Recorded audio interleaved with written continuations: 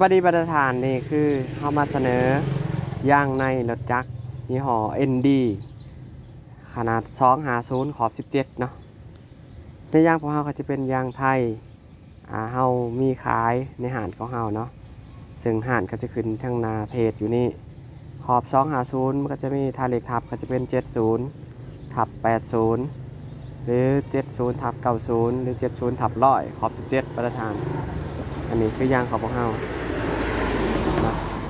และหลังจากนั้นก็จะมียางเวียดนามประธาน IRC เวียดนามเนาะในขอบ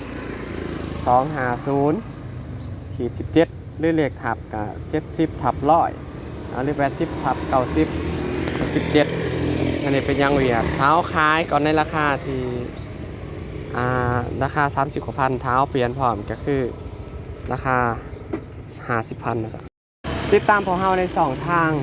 ก็จะเป็น YouTube Facebook TikTok เนาะแลมบุ๊กบรรทานห้านตั้งอยู่นครไกรสอนพรหมิหารแลมบุ๊กเนาะพี่น้องแลมบุ๊กตัวบักใหญ่เลย LAMP